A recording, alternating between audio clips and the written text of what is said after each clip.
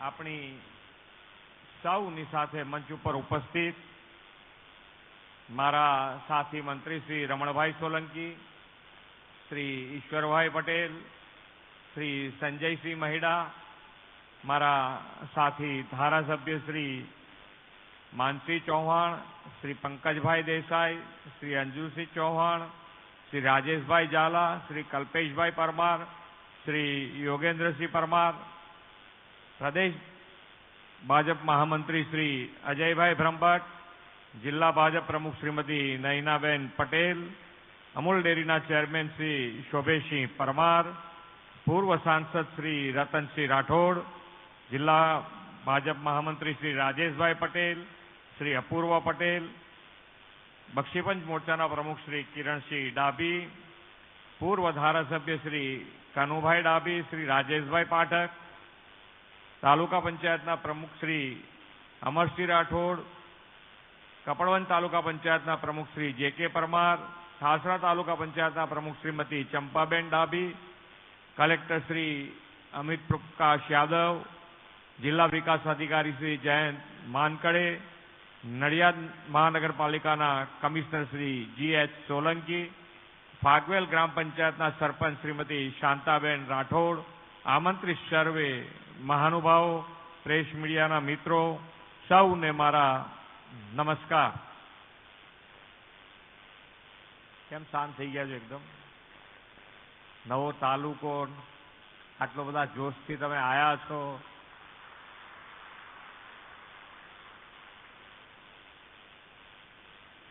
તાલુકા centre જ હતું, આમ તો ફાગવેલ એ તાલુકા સેન્ટર જ હતું. કોઈને બી પૂછો એટલે ફાગવેલ કોઈના મોઢે ના હોય એવું આખા ગુજરાતમાં નહીં, આખા દેશમાં કોઈના મોઢ નથી. આ ફાગવેલ ભાથીજી મહારાજની ચર્ચા ક્યાંય નહીં થઈ હોય એવું નહીં બન્યું. વીરતાની વાત આવે તો ભાથીજી મહારાજને યાદ કરવા જ પડે કોઈએ બી, અને એના ચરણોમાં આજે શીશ ઝુકાવવાનો મને પણ અવસર મળ્યો છે. હું મારી જાતને ધન્ય સમજુ છું કે મને આજે અહીંયા ફાગવેલમાં ભાથીજી મહારાજની તપોભૂમિ પર આવવાનું સૌભાગ્ય મળ્યું છે. વિશ્વ નેતા અને યશસ્વી વડાપ્રધાન શ્રી નરેન્દ્રભાઈ મોદીના નેતૃત્વમાં ગુજરાતની વિકાસ યાત્રા એ આજે વિશ્વભરમાં ગૌરવ મેળવ્યું છે.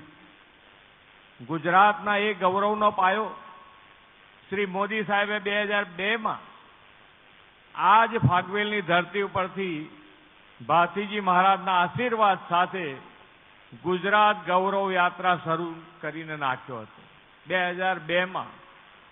અને ત્યારથી આ વિકાસ યાત્રા આજે પહેલા ગુજરાતમાં હતી, દેશ અને વિદેશ સુધીના આપણી વિકાસ યાત્રા માન્ય વડાપ્રધાનશ્રીએ પહોંચાડી છે. આદરણીય શ્રી મોદી સાહેબ અસ્મિતા, સંસ્કૃતિ અને સનાતન ધર્મનું ગૌરવ હંમેશા ઉજાગર કર્યું છે. તેમણે આપણી શૌર્ય અને આધ્યાત્મિકતાની હજારો વર્ષની વિરાસતનું એવું જ ગૌરવ હમણાં જ સોમનાથ સ્વાભિમાન પર્વથી કર્યું છે. સોમનાથની રક્ષા માટે સખાતે ચડેલા વેગડા ભીલ, હમીરજી ગોહિલ હોય કે ગૌ રક્ષા અને ધર્મ પરંપરા સત્ય માટે બલિદાન આપનાર ભાથીજી મહારાજ હોય, વડાપ્રધાનશ્રીએ ઇતિહાસની આવી વિરાસતોના ગૌરવ સાથે વિકાસની રાજનીતિથી વિકાસનો ઇતિહાસ રચ્યો છે. વિકાસની રાજનીતિને વેગવાન બનાવતા ફાગવેલની આ પવિત્ર ધરતી પરથી 348 કરોડ રૂપિયાના વિવિધ વિકાસ કામો ખેડા જિલ્લાને મળી રહ્યા છે. આદરણીય મોદી સાહેબે હંમેશા નાનામાં નાના માનવી અને છેવાડાના ગામના વિકાસને કેન્દ્રમાં રાખીને યોજનાઓ બનાવી છે. લોકોની મૂળભૂત સુવિધા એવા પાણી, શિક્ષણ, આરોગ્ય, રોડ રસ્તાના કામોને તેમણે પ્રાથમિકતા આપી છે. આપણે પણ સૌના સાથ, સૌના વિકાસ, સૌના વિશ્વાસ અને સૌના પ્રયાસના મંત્ર સાથે વિકાસ કામોની ઇઝ ઓફ લિવિંગ અને ઇઝ ઓફ ગવર્નન્સ બે વધાર્યું છે. લોકોને સરકારની સેવાઓ તેમના ગામે કે ઘરની નજીક મળી રહે તેવા ગુડ ગવર્નન્સ અભિગમથી વહીવટની સરળતા થઈ છે. ગુજરાતમાં આપણે એ જ વહીવટી સરળતા અને 100% લાભાર્થી કવરેજથી સેચ્યુરેશન એપ્રોચ પાર પાડવા નવા 17 તાલુકાઓની રચના કરી છે.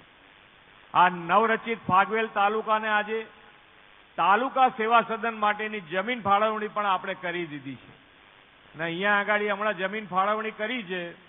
એ લોકો કહે છે 1 વર્ષમાં આ બિલ્ડિંગ તૈયાર થઈ જશે. 1 વર્ષમાં તમારી ઓફિસ તમને મળી જશે. અત્યારે તો કદાચ સ્કૂલ બિલ્ડિંગમાં બેસે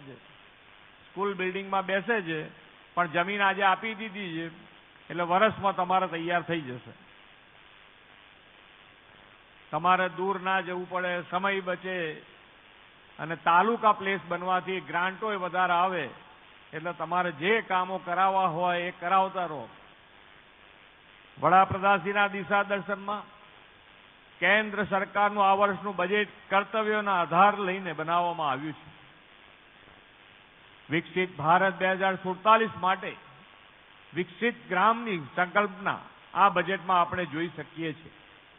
ગુજરાતને તો તેમના વિઝનરી લીડરશીપનો લાભ 2.5 દાયકા કરતાં પણ વધુ સમયથી મળી રહ્યો છે. તેમના નેતૃત્વમાં જે સર્વગ્રાહી વિકાસ થયો છે તેના પરિણામે શહેરીકરણ વધ્યું છે અને લોકોનો શહેરી તરફનો ઝોક પણ વધ્યો છે. શહેરીકરણના ભારણને ઘટાડીને ગામોને શહેર જેવી સુવિધા આપવા મુખ્યમંત્રી ગ્રામોત્થાન યોજના આપણે શરૂ કરી છે.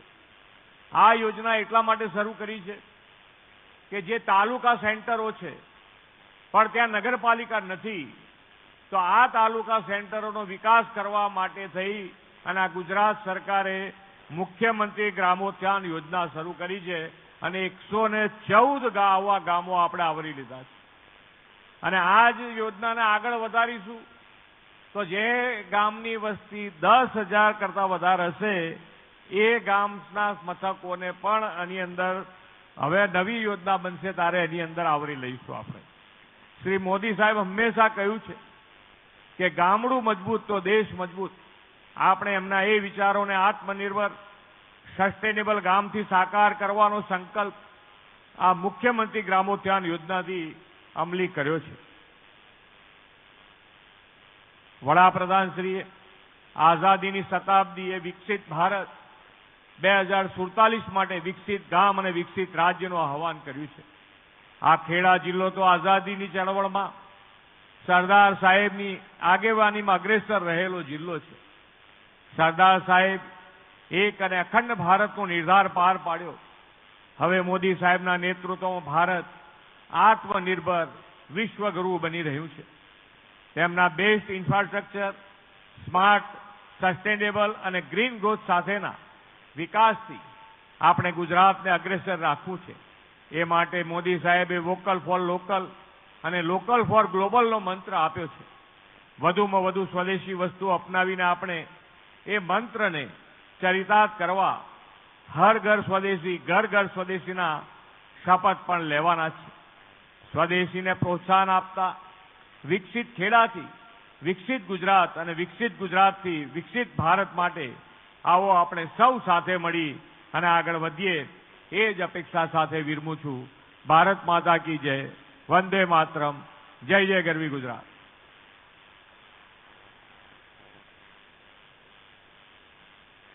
ખૂબ ખૂબ આભાર માન્ય મુખ્યમંત્રી સાહેબ.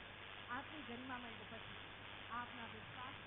તો 345 કરોડથી વધારે વિકાસ કાર્યોની ભેટ આપી ખેડાના પ્રવાસે છે મુખ્યમંત્રી ભૂપેન્દ્ર પટેલ અને ત્યાંના લોકોનું સંબોધન કર્યું, નવરચિત તાલુકાનું ઉદ્ઘાટન કર્યું. મહાનુભાવોની ઉપસ્થિતિમાં સાથે કેટલાય લોકોની ઉપસ્થિતિમાં તેમણે ફાગવેલ તાલુકાનો શુભારંભ કરાવ્યો અને તેમણે કેટલીક મહત્વની વાતો પણ કરી. ત્યારે 345 કરોડથી વધારેના વિકાસ કાર્યોની ભેટ આપી છે મુખ્યમંત્રી ભૂપેન્દ્ર પટેલ કે જેઓ ખેડાના પ્રવાસે અને ખેડાના નવરચિત ફાગવેલ તાલુકાનો મુખ્યમંત્રીના હસ્તે શુભારંભ કરવામાં આવ્યો. આ સાથે ત્યાંના લોકો સુધી વિકાસના કાર્યો પહોંચાડવામાં આવ્યા.